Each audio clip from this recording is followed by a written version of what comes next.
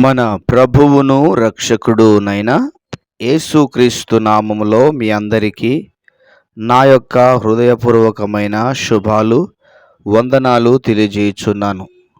ఈరోజు దేవుని యొక్క వాక్యము యెషయా గ్రంథం 31వ అధ్యాయం 1వ వచనాన్ని చదువుకుందాం.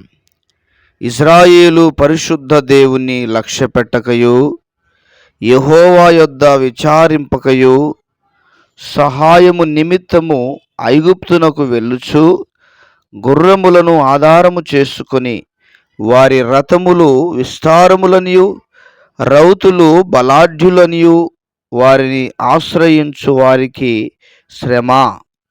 మరొకసారి చదువుకుందాం. యెషయా గ్రంథం 31వ అధ్యాయం 1వ వచనం. ఇశ్రాయేలు పరిశుద్ధ దేవుని లక్ష్యపెట్టకయు యెహోవా యొద్ద విచారింపకయు సహాయము నిమిత్తము ఐగుప్తునకు వెళ్ళుచు గుర్రములను ఆధారము చేసుకొని వారి రథములు విస్తారములనియు రౌతులు బలాఢ్యులనియు వారిని ఆశ్రయించు వారికి శ్రమ. దేవుని పరిశుద్ధమైనటువంటి నామమునకు మహిమ కలుగునుగాక. క్రీస్తునందు నా ప్రియమైనటువంటి దేవుని ప్రియమైన జనాంగమా, మరొకసారి మీ అందరికీ నా హృదయపూర్వకమైన శుభాలు వందనాలు తెలియజేస్తూ ఉన్నాను. చదవబడిన లేఖనమును, చదవబడిన వాక్యమును మనం జ్ఞాపకం చేసుకుందాం. ప్రియులారా, దేవుడు అంటున్నాడు, ఇదిగో నన్ను లక్ష్య పెట్టకయు నా యొద్ద విచారింపకయు సహాయము నిమిత్తము ఐగుప్తునకు వెళ్ళుచు గుర్రములను ఆధారము చేసుకొని వారి రథములు విస్తారములనియు రౌతులు బలాఢ్యులనియు వారిని ఆశ్రయించు వారికి శ్రమ అంటున్నాడు. ప్రియులరా, చాలామంది జీవితాలలో ఎలాంటి తలంపులు, ఎలాంటి ప్రవర్తన ఉంటుంది అంటే దేవుణ్ణి లక్ష్య పెట్టేటువంటి పరిస్థితుల్లో వారు అనుకుంటారు, నా వలనే జరిగింది, నేనే చేశాను, నేను చేయకపోతే కాకపోవును. ఈ విధమైనటువంటి మాటలు, ఈ విధమైనటువంటి తలంపులు, ఈ విధమైనటువంటి ఒరవడిలో ప్రజలు కొంతమంది నడుస్తూ ఉంటారు.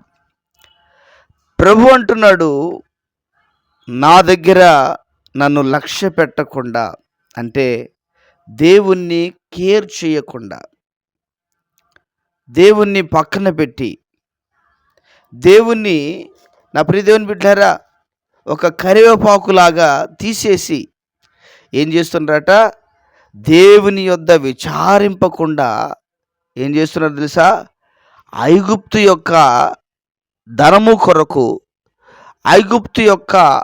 ఐగుప్తులో ఉన్నటువంటి ఆ గుర్రములు, రౌతులు, అదే విధముగా ఏమండి వారిని ఆశ్రయిస్తున్నారు, ఐగుప్తును ఆశ్రయిస్తున్నారు. అటువంటి వారికి శ్రమ అని ప్రభువు సెలవిస్తున్నాడు. ఐగుప్తు అనేటువంటిది అదొక దాసగృహము, అది ప్రజలను నలిపేటువంటి ప్రదేశము, అది పాపమునకు గుర్తుగా ఉంది, శాపానికి గుర్తుగా ఉంది. నా ప్రియదేవుని బిడ్డలారా, దేవుడు ఇష్టపడిన చోటు, దేవుడు దాన్ని వల్లపడడు. దేవుని ప్రజలు నలగొట్టినటువంటి ప్రదేశం అది. అంటే ఈ లోకాన్ని ఆశ్రయిస్తున్న వారు చాలామంది ఉన్నారు. ఎలా ఆశ్రయిస్తున్నారు?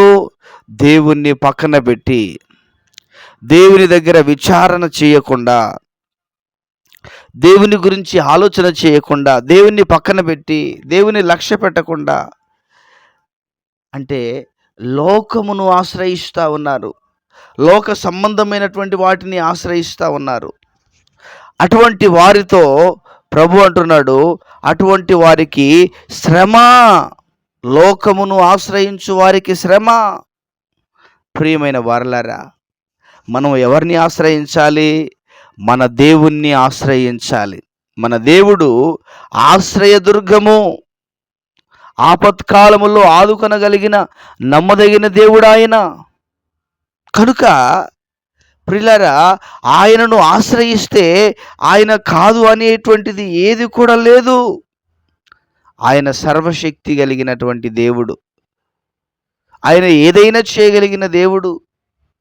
ఇదిగో, దేవుణ్ణి పక్కన పెట్టి లోకాన్ని ఆశ్రయిస్తే, లోకపు పద్ధతులు, లోకపు పోకడలు, లోకపు విధి విధానాలలో ఉంటే అటువంటి వారికి శ్రమ. అందుకనే కీర్తనలో మాట ఉంటుంది, యెహోవాను విసర్జించిన వారికి శ్రమలు విస్తరించును, యెహోవాను విడిచిన వారికి శ్రమలు విస్తరించును. ప్రియమైన దేవుని బిడ్డలారా, మనము దేవుని సన్నిధిలో కృపను పొందుకోవాలి కానీ, ఆశీర్వాదాలను పొందుకోవాలి కానీ, దీవెనలను పొందుకోవాలి కానీ, దేవుని కనుదృష్టి మన మీద ఉండేటట్టుగా చూసుకోవాలి కానీ, దేవుని చేత శ్రమను అనుభవించేవారుగా మనం ఉండకూడదు. దేవుడు మనల్ని విసర్జించే విధముగా మనం ప్రవర్తించకూడదు. దేవుడు మనల్ని పక్కన పెట్టేటట్లుగా ప్రవర్తించకూడదు. దేవుడు మనలను, నా ప్రియ దేవుని బిడ్డలారా, ఎరుగను అనేటట్టుగా మన జీవితం ఉండకూడదు అనే సంగతిని నేను మీకు తెలియజేస్తూ ఉన్నాను. కనుక క్రీస్తునందు నా ప్రియమైన వారలారా, మనము దేవుణ్ణి ఆశ్రయించాలి, దేవుని యొక్క కృపను ఆశ్రయించాలి. దేవుని సన్నిధిని మనం ఆశ్రయించేవారుగా మనం ఉండగలిగినప్పుడు దేవుని సన్నిధిలో మన ఉన్నతమైనటువంటి దీవెనలను, ఆశీర్వాదాలను మనము పొందుకొనగలుగుతాము. బైబిల్లో మనకు అనేక మంది భక్తులు కనపడుతూ ఉన్నారు. ఆయనను విచారించినటువంటి వారు, ఆయనను ఆశ్రయించినటువంటి వారు, ఆయనే దిక్కని బ్రతికినటువంటి వారి జీవితాల్లో ఎన్నో గొప్ప కార్యాలు, ఎన్నో అద్భుతమైన కార్యాలు, ఎన్నో ఆశ్చర్యమైన కార్యాలను మనం చూడగలుగుతా ఉన్నాం. కనుక ప్రియ దేవుని బిడ్డలారా, దేవుణ్ణి ఆశ్రయించే వారముగా, దేవుణ్ణి ఆశ్రయించే పిల్లలుగా మనం ఉండటకు ప్రభు కృప దయచేయునుగాక. ప్రార్థన చేసుకుందాం. ప్రియుడైన తండ్రి, మీకు వందనాలు. విన్న మాటలను దీవించి ఆశీర్వదించండి. వింటున్న ప్రతి బిడ్డను, నన్ను, మమ్మలందరినీ దీవించి ఆశీర్వదించి మీ కృప చేత నింపు. ప్రతి బంధకాలు, ప్రతి అవరోధాలు, ప్రతి అడ్డంకులు క్రీస్తు యేసు సర్వశక్తి కలిగిన నామములో తొలగిపోవునుగా కని ప్రార్థన చేస్తూ ఉన్నాను. ఘనమైన మీ కార్యాలను జరిగించండి, ఉన్నతమైన మీ కార్యాలను జరిగించండి. ప్రభువా, లోకమును మేము ఆశ్రయించకూడనట్లుగా మిమ్మును మాత్రమే ఆశ్రయించు వారిగా ఉండుటకు కృప చూపించమని, సహాయమును దయచేయమని కృతజ్ఞతాస్తుతులు, స్తోత్రాలు చెల్లిస్తూ యేసయ్య ఘనమైన ఉన్నతమైన నామములో ప్రార్థన చేసి వేడుచున్నాము, ప్రియమైన పరలోకపు తండ్రి. Amen, amen. దేవుడు మనందరినీ దీవించి ఆశీర్వదించునుగాక. Amen, amen.